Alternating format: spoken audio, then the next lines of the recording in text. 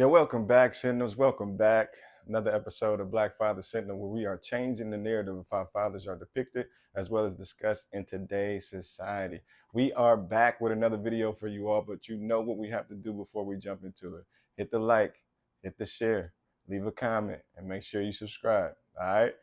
Make sure you do that. I'm trying to get my subscribers up, so y'all help me out with that.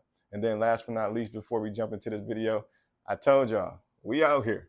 We out here in the flesh, baby. The books are available on Amazon as well as Barnes & Noble. Go check it out. I highly recommend that you get the hard copy for a keepsake, right? It's just more sturdy. I like it.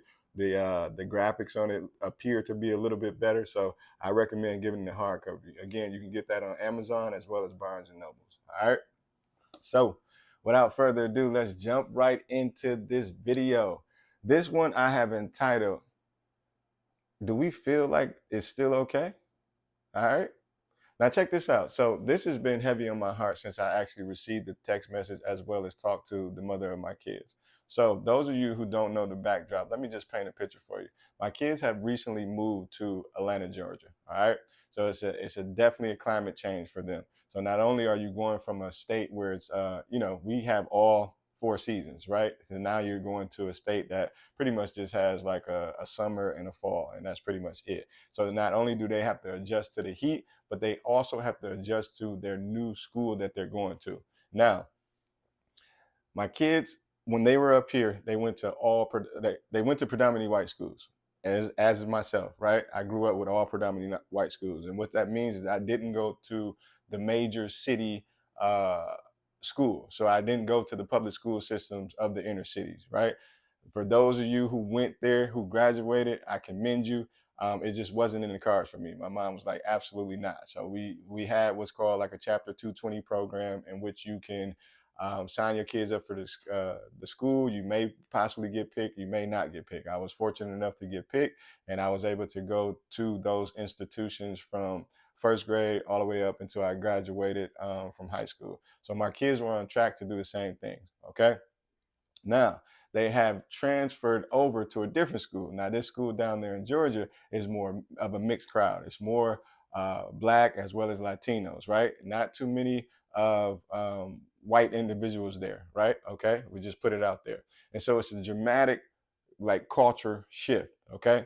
Now, I'll just tell you a little backdrop about me just going to the predominantly white institutions. For me, I remember being like in classrooms and I'm the only Black guy in the class, right? Now, I'm coming from the projects. I'm coming from the ghetto. We're coming from like the housing authority units in which we lived in. So what that means is that white people are not around on a regular basis. So I don't know how to interact with them. I don't know how to deal with them. And remember, I'm coming in at the first grade. So, and I don't see them a lot outside of seeing them on TV. So I remember being very insecure. I remember holding my head down in the classroom until I actually got acclimated because it felt like, I don't know, I just felt like I was out of place. They didn't talk like me. They didn't walk like me. They didn't, their culture was totally different from mine. I just felt like out of place. And then on top of that, when they used to teach history class, I used to hate it because you know what they do for us as African Americans, or I should say American Africans, right? They always taught our history as slavery, and I used to hate that. I'm like, this can't be our inception. Like this is not where we came from. And it wasn't until I got older to, and did some real research for me to realize that we actually came from king and queens. But that's a different story, right? Neither here nor there. But I just remember how uncomfortable I was in those type of settings. I felt like the eyeballs were always on me. I felt like, I just didn't want to make a mistake. I felt like I had to change the way I talk, right? Ebonics was not going to work out, out there because they possibly wouldn't understand it. I just wanted to blend in, but it always felt like I had a target on me and like the bullseye was on me. Like everybody's always looking at me, the Black kid, to make a mistake, right? So there was a lot of pressure in that regard. It wasn't until I got to like high school to where I just like, you know what, I'm just gonna be myself. And what I found out is being myself, like, the friends just attracted to me. Like I was always an outgoing guy. I was always had the ability to articulate my thoughts. Um, I had the ability to keep up with the curriculum, so I wasn't like dumb in those type of schools. It wasn't hard for me or anything of that nature. But I just noticed at that point that's when I began to like really make some friends from different cultures, right? Because it was just me being myself. They actually appreciated me doing that than trying to blend in and be more like them. And in all actuality, what tends to happen when you're being yourself, they tend to lean more towards wanting to be like you, right? And so I guess the swag that comes with us, it just is what it is. But anyway, so my son, he talks to his mom down there, right? He didn't feel comfortable talking to me, and she's just asking him how he feels about going to this new school. He said, "Mom, it's basically like, you know, I feel like I can be myself. Like I feel like they understand me more. I feel like when I went to the predominantly white schools that I always had to do the right thing. Like I never wanted to mess up because not only did I not want to disappoint you all as my parents, I just didn't want to disappoint the teachers." And when she began to relay this message to me, we both just was like, dang, we just looking at, because here's the thing, like when you put your children in these schools, the ideal or the theory is that the curriculum is better. And quite naturally it is. And that's not a shot against the public school districts that's in the inner cities. It's just the curriculum is better. They have more funding.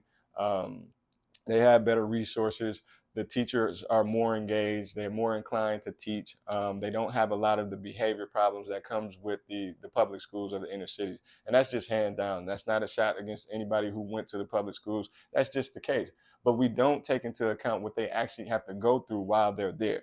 And so when he presented that to his mom, I was just like taken aback, like, man, you would think that, like as a parent, you think you're doing the right thing, right? We work hard in order to get into these better situations so they don't have to go through the same things that we went through, but we don't take that into account. We just are looking at it from a curriculum base. Like he's going to get the best education here. He's going to be a step ahead of the game. When he goes to college, it's going to be a smooth transition, because I did have friends that went to the public schools of the inner cities. And when they went to transition to college, like they didn't know half the stuff that we were learning in like ninth grade. So they felt like they were behind the eight ball, or they had to take an extra class before they actually got into the progress of their career choice, right? Or their actual degree choice. So there are some advantages to going to the predominantly white schools, right? And there are definitely disadvantages of going to the public schools. But when he said that, it just touched my heart, because I'm like, to be honest with you, it's like a sacrifice has to be made. Is he getting? He's probably not getting the curriculum that he would get at the predominantly white schools, but is that more important than him actually feeling comfortable with going to school every day? So I guess the question on the table is that, would you sacrifice? Is the sacrifice worth it? Right? So is it just like, fathers, how do we feel? Moms, how do you feel? Are you just like, forget all that? I don't care how you feel. I want him to have the best education. We putting him in these type of schools, the predominantly white schools. Or is it more so about, that's actually more important. I much rather him feel comfortable and you know, going to the public schools that's in the inner city, just so he can have that comfortability level, just so he can feel like these people, they understand him better, they understand his culture. And I tell you, another spinoff of that is that when he did go to the predominantly white schools, the guy didn't care about how he dressed at all, right? We know. Well, I'm not gonna say it like, but the vast majority, when you go to the predominantly white schools, you don't have to worry about gear. Like that's not even a concern. Everybody's just throwing on a hoodie, the athletic gear, some sweatpants, some Crocs. You good.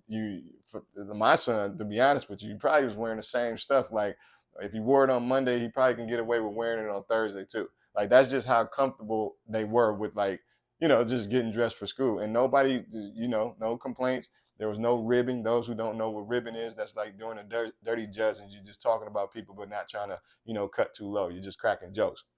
Now, on the flip side, the school that he goes to now, which is like the public school of the inner city, but still a good school though, right? It's still kind of like a suburb school, but it's more populated with American Africans or Latinos, and then sprinkled of a few, white children in there. Now he's all about the gear. Dad, I need this. I need the pants. I need the Nike Tech. I need the new this, the new shoes.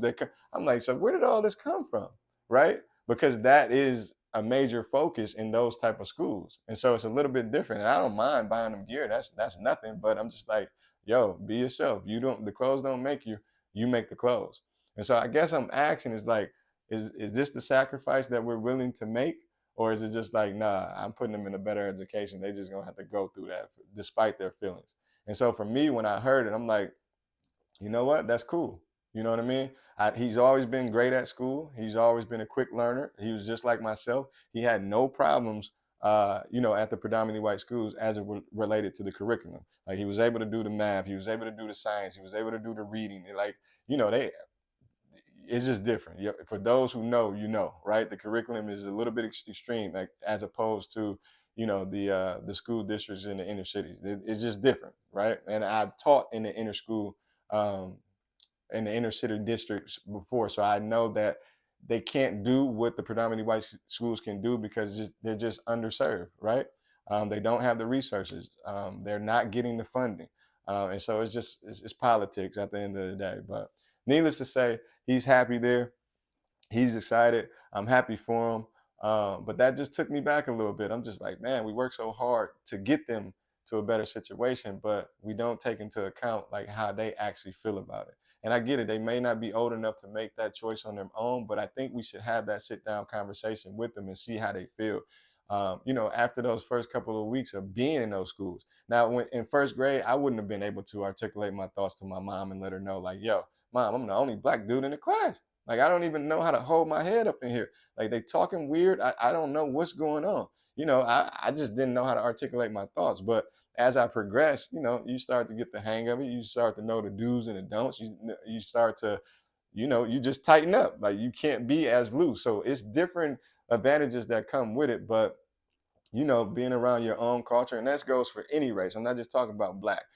Asians, they have their own school. I'm sure they feel more comfortable with going to those schools as opposed to going to predominantly white schools or predominantly African American schools or whatever the case may be. So I'm not just speaking in general with African Americans. It's more so just like you feel more comfortable around your own kind. And so I think we should have this conversation with our children when they're at the age to where they can articulate their thoughts. And then when they do articulate their thoughts to you and express their concerns or questions, what do we do with that information? I'm just curious to see what you all have to say about it. Are we sacrificing? Like, it don't matter. I don't care how you feel. You're going to this type of school, better education, right? Or are we like, nah, I'm gonna take your feelings into account. I'm gonna put you where you feel more comfortable. But it's advantages and disadvantages to both. So what outweighs what, right? So holler at me in the comment section. Let me know how you feel. My thoughts is like I'm more leaning towards the side of, it's all about how comfortable you feel. Because I've been in those situations to where like I just felt out of place, out of pocket, right? So I'm curious. Y'all let me know, how you feel about it, and I'll be sure to chime back, when you leave a chat down there. And then last but not least, fathers, before I get out of here, make sure you get that copy of that book. All right. So fathers, let's continue to do what we do best, and that is being great fathers. Black Father Syndrome. Peace.